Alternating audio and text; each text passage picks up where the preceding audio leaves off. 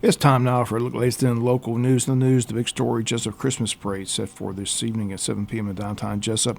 The theme this year is Dreaming of a Downtown Christmas, and the Grand Marshal is Edna Ruth Williamson. City of Jesup's taking over the parade this year, and tonight's parade will have over 80 entries in the parade.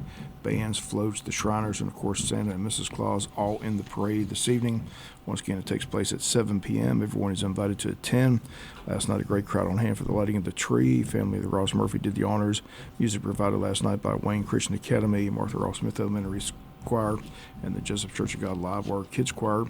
Kids were able to get their picture taken last night with Santa and Mrs. Claus after the lighting of the tree. Grinch was also on hand. Trees officially lit in downtown Jesup at Bland Park. Another highlight last night was the downtown carriage rides provided by Gene McLean.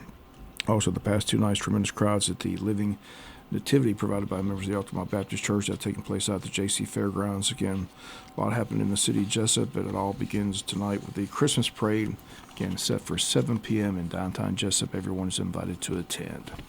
We'll be back with more news after this word from our sponsor, the commercial messages, so please stay tuned. Other news, Georgia State Patrol says their investigation into that fatal accident, which occurred Monday afternoon around 5:45 p.m., continues. 2 pedestrians, a grandmother and granddaughter, were attempting to cross East Pine Street and were struck and killed by an oncoming vehicle. Georgia State Patrol Specialized Collision Reconstruction Team is handling the investigation into the accident. Both 58-year-old Kathy Wright and her 11-year-old granddaughter Zakira Wright died at the scene of the accident. 11-year-old attended Jesup Elementary School here in Jesup, and on Monday afternoon, the school system sent out the following statement.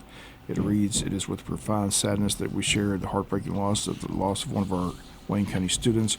We ask that you keep the family, friends, and all those affected in your thoughts and prayers during this incredibly difficult time. To provide support, counselors will be available at the school to offer care and guidance to anyone in need.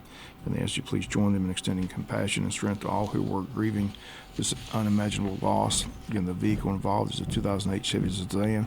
It was traveling north as the 2 pedestrians were attempting to cross the highway. The driver's name has not been released at this time by the Georgia State Patrol, but they state the driver stopped and was nothing but cooperative with law enforcement.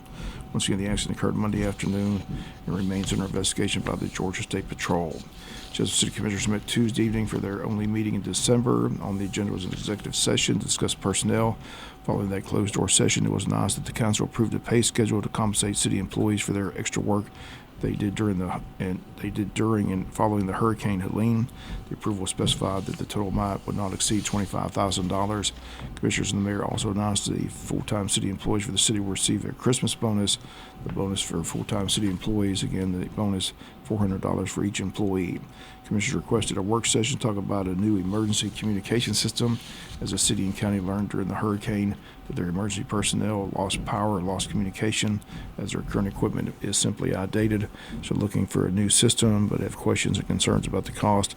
So a work session will take place before their first meeting in January. That meeting is set for January 7th. The work session will begin at 5 p.m. The regular meeting will begin at 7. We'll be back with some final news notes after this word from our sponsor, the commercial messages, so please stay tuned. Final notes and news, community-wide blood drive set for Monday, December 16th from 1 to 6 p.m. at the Calvary Baptist Church Gymnasium, 415 East Cherry Street, sponsored by the Jesup Shriners Ladies Auxiliary.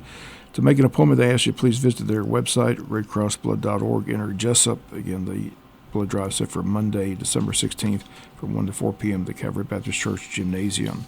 Chamber of Commerce gearing up for a couple of events. Their quarterly membership luncheon, State of Agriculture, takes place on Wednesday, December 11th from 11 to 1 at Captain Joe's Seafood Restaurant.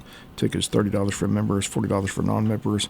If you need more information, call the Chamber at 912-427-2028.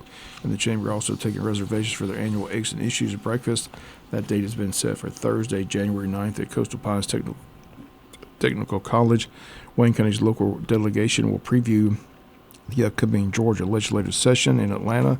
Guest speakers that day will be State Senator Blake Tillery, State Representative Stephen Meeks, and State Representative Buddy DeLoach. The event begins that morning at 8 a.m. Tickets for the event, $30 for chamber members, $40 for non-members. Everyone's invited to come hear from our local representatives in Atlanta. Once again, the date set for Thursday, January 9th. Once again, if you'd like a reservation, call the Chamber today at 912-427-2028. And that's going to do it for the latest in local news. Sports comes your way in a few minutes. Bob Morgan's have a great day.